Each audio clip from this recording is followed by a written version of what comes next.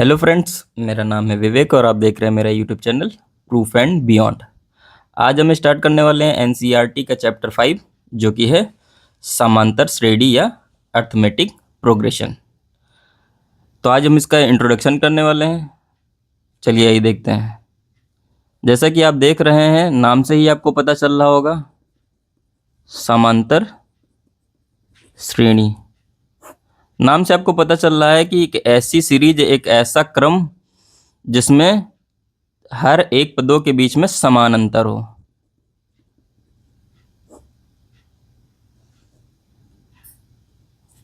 समांतर का मतलब होता है समान अंतर।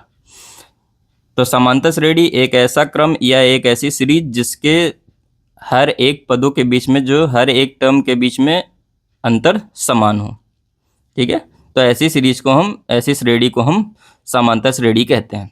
ठीक है, आइए कुछ एग्जाम्पल समझ लेते हैं। मान लीजिए कुछ लिखा हुआ है 2, 4, 6, 8, 10 ऐसे करके आपको एक श्रेणी दी गई है। तो ये अब देखिए, इनके बीच में अंतर हमको देखना है कि समान अंतर होना चाहिए। अंतर देखिए, जैसे अंतर कैसे निकाला जाता है, दूसरे वाले टर्म से, दूसरे पद से पहला टर्म हटा देंगे तो अंतर कैसे निकलेगा, 4 - 2 = 2। हमको क्या करना है, अंतर एक जैसा होना चाहिए। तो अगर अंतर एक जैसा है तो उसको हम बोलेंगे समांतर श्रेणी। जैसे हमने पहले ये निकाला, उसके बाद दोबारा अगले टर्म का अंतर निकाल लेते हैं। दोबारा अंतर निकालिए दूसरे टर्म को लेकर के। देखिए, जैसे मान लीजिए 6 है, 6 से 4 हटा देंगे तो कितना आ जाएगा, 2। तो यहाँ पर अंतर देखिए समान है, इसलिए इसको हम क्या बोल सकते हैं कि ये एक समांतर श्रेणी है। समांतर श्रेणी को सिंपल वे में आप शॉर्ट में एपी भी लिखते हैं। अर्थमेटिक प्रोग्रेशन को आप एपी भी लिखते हैं। बार बार समांतर श्रेणी लिखना काफ़ी लंबा पड़ जाता है, इसलिए इसको हम एपी से भी लिख लेते हैं। ठीक है, तो यहाँ से आपको समझ में आ गया होगा कि समांतर श्रेणी क्या होती है। समांतर श्रेणी एक ऐसी सूची या एक ऐसा क्रम होता है जिसमें प्रत्येक पद अपने पद में एक निश्चित संख्या जोड़ने पर प्राप्त होता है। जैसे कि अब देख लीजिए, सीरीज आपको बनानी है, मान लीजिए 5 है। अब इसका अगला जो क्रम आएगा, मान लीजिए 2 का अंतर चल रहा है, तो इसमें अंतर अगर हम जोड़ेंगे तो 5 + 2 = 7।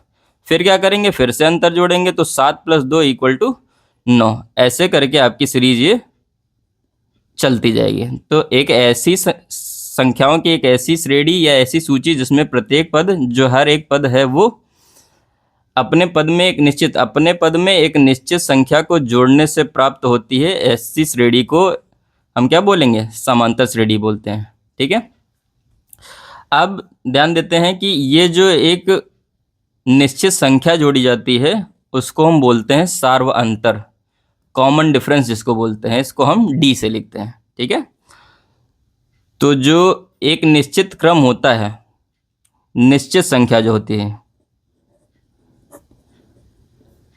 किसी भी सीरीज की एक निश्चित संख्या, उसी को हम बोलते हैं क्या, सार्व अंतर। सार्व अंतर को हम किससे लिखते हैं, कॉमन डिफरेंस।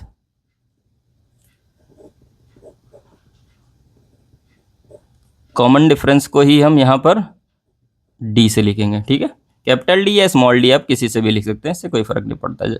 कुछ लोग डी से भी लिख लेते हैं, कुछ लोग स्मॉल डी से भी लिख लेते हैं इसको। ठीक है, इसको आप ऐसे ही दिखाना है। ठीक है, तो आपको क्या क्या चीज़ें समझ में आ गई। समांतर श्रेणी क्या होती है, पदों का एक ऐसा क्रम जिनके बीच में जो अंतर है वो समान होता है, ऐसी सीरीज को हम क्या बोलेंगे, समांतर श्रेणी। और जो निश्चित अंतर होता है उसी को बोलते हैं हम सार्वांतर डी, कॉमन डिफरेंस जिसको बोला जाता है। ठीक है, अब देखते हैं कि हम एक कोई भी सीरीज बना कैसे सकते हैं। ठीक है, तो सीरीज आपको जो बनानी है उसके लिए आपको 2 चीज़ें पता होनी चाहिए। जैसे कोई भी सीरीज दी हुई है, मान लीजिए ये अभी यही सीरीज आपको दी थी, 5, 7, 9, 11 ऐसे करके आगे जाना है। तो इसमें जो पहली संख्या दी होगी, पहली संख्या, इसी को हम क्या बोलते हैं, ए। ठीक है, पहली संख्या को ए, और अगली संख्या जो आती जाती है इसके बाद वाली अगली संख्या, वो दूसरी वाली संख्या। इसको अगर ए से लिखना है, ए से, या फिर A1 आप लिखेंगे। दूसरी संख्या को A2, या तीसरे पद को A3, चौथे को A4। अब देखिए ये जो पद आए हुए हैं ये कैसे आते हैं इनको भी समझते हैं। मान लीजिए पहला को अगर हम ए से लिखते हैं, ए या A1 दोनों से ही आप लिख सकते हैं, ठीक है। अगर सिर्फ एक ही यूज होने वाला है तो आप ए से लिख सकते हैं, अगर एक से ज़्यादा आने वाले हैं तो आप नंबरिंग उस पर कर दीजिए A1 A2 A3 A4, ठीक है। अब देखिए पहला टर्म 5, ठीक है। अब देखिए दूसरा टर्म कैसे आया है, A2 कैसे आया हुआ है। देखिए दूसरा टर्म कब आया हुआ है, जब ए में कॉमन डिफरेंस डी को जोड़ा गया है। यहाँ पर देखिए आपने 2 जोड़ा था हर एक क्रम में, तो यहाँ देखिए ए में डी को जोड़ा गया है, तो फिर क्या आया है, देखिए ए था 5, 5 में अगर 2 जोड़ा गया तो अगला वाला टर्म आया है 7। अब देखिए A3 तीसरा टर्म कैसे आएगा, ए प्लस उसमें 2 टाइम्स डी जोड़ा गया है, 2 बार डी जोड़ा गया। ए देखिए आपका 5 था प्लस 2 इंटू डी कितना था, डी देखिए 2 था, तो 5 + 4 = 9। अगला टर्म देखिए चौथा टर्म अगर बात करें तो ए प्लस उसमें 3 बार डी जोड़ा गया है। देखिए यहाँ पर 1 बार 2 बार 3 बार जोड़ेंगे तब जाके आपका चौथा टर्म आएगा, ठीक है। तो ए क्या था 5 + 3 इंटू डी कितना था 2 = 5 + 6 = 11। ऐसे ही आप जितने टर्म निकालना चाहते हैं निकाल सकते हैं। तो आपकी जो सीरीज बन करके तैयार होगी वो कैसे आएगी, जैसे पहला वाला ए, दूसरा निकलेगा a + d, तीसरा टर्म निकलेगा a + 2d, अगला टर्म निकलेगा a + 3d। ऐसे ही हमको जितने आगे तक सीरीज निकालनी है, मान लीजिए हमको कोई nth नंबर निकालना है, nth टर्म निकालना है जो पर्टिकुलर क्वेश्चन में दिया गया है, तो a प्लस, अब ध्यान से देखिए ऑब्जर्व करिए, पहले क्वेश्चन में d नहीं, पहले वाले टर्म में d नहीं जोड़ा गया था, दूसरे में एक बार d जोड़ा गया है। इसका मतलब जो पहला नंबर है उसमें सिर्फ a होगा, दूसरे वाले नंबर में नंबर जिस नंबर का टर्म होगा उससे एक कम टाइम डी जोड़ा जाएगा। तो अगर nth टर्म की बात करेंगे तो n अगर मान लीजिए 20वां टर्म है तो कितनी बार उसमें डी जोड़ा जाएगा, 19 बार। तो क्या लिखेंगे n - 1, n का मतलब जिस नंबर का टर्म निकालना है उससे एक कम टाइम आप उसको डी जोड़ेंगे, तो nth टर्म आपका ऐसे निकल के आएगा, ठीक है। तो यहाँ से आपका nth टर्म का फार्मूला निकल जाता है। an क्या होता है, a + n - 1 into D. n-1 का मतलब जिस नंबर का आपको टर्म चाहिए, मान लीजिए आपको 20वां 25वां 100वां टर्म चाहिए तो आप उसका ये फार्मूला बन जाता है ऐसे, a + n - 1 into D. D कितने टाइम जोड़ना होता है, जिस नंबर का टर्म निकालना होता है उससे एक कम टाइम। यहाँ देखिए 3 और ये देखिए चौथा, ये चौथा टर्म है, चौथे टर्म में कितनी बार डी जोड़ा गया, उससे एक कम टाइम। तो यहाँ पर भी देखिए n नंबर का अगर हमको टर्म निकालना है तो उससे एक कम बार हम उसको डी जोड़ेंगे, तो ये आपका फार्मूला बन के आ जाता है nth टर्म का फार्मूला, ठीक है। इससे आप जो समांतर श्रेणी आपको दी गई है उसका कोई सा भी टर्म निकाल सकते हैं। बस आपको ध्यान रखना पहला टर्म आपको पता होना चाहिए और कॉमन डिफरेंस डी आपको पता होना चाहिए। अगर ये दोनों चीज़ें आपको पता है फिर आपका कोई सा भी टर्म आप निकाल सकते हैं, ठीक है।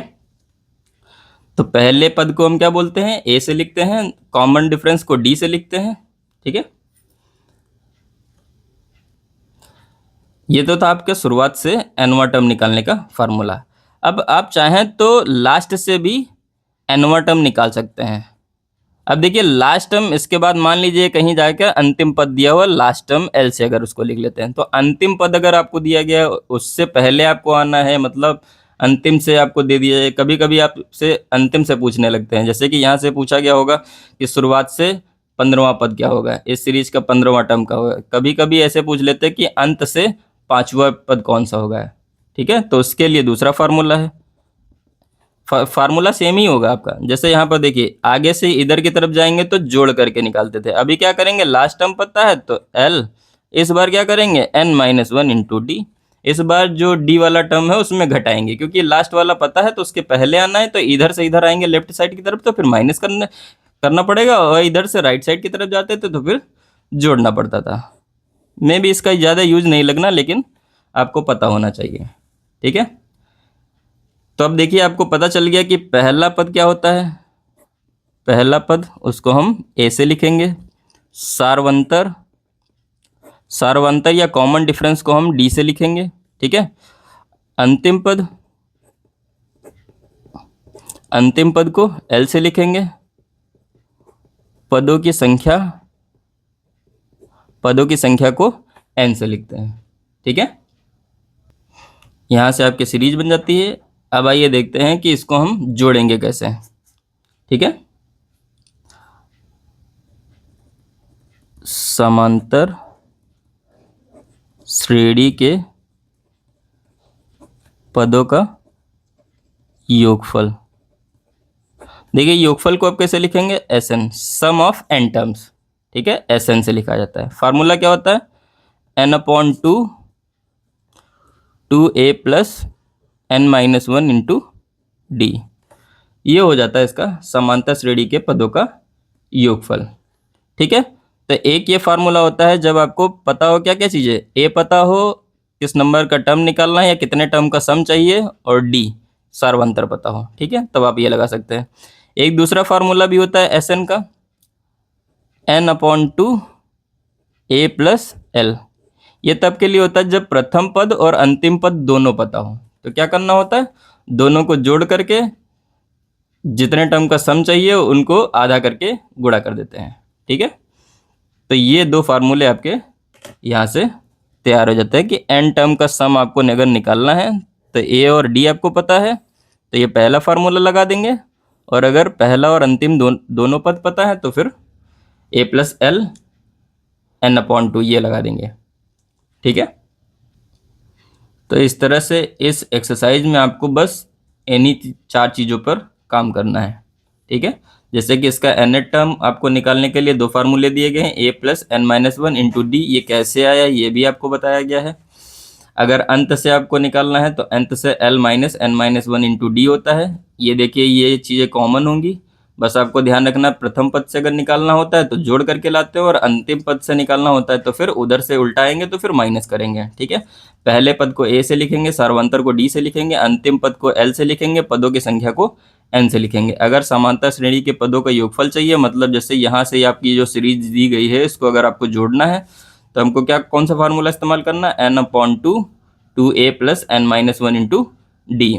ये तब के लिए जब आपको प्रथम पद और सार्वंतर पता हो, और ये दूसरा फार्मूला दिया गया है n/2 a प्लस एल, ये तब के लिए है जब पहला और अंतिम दोनों पद दिए गए हैं।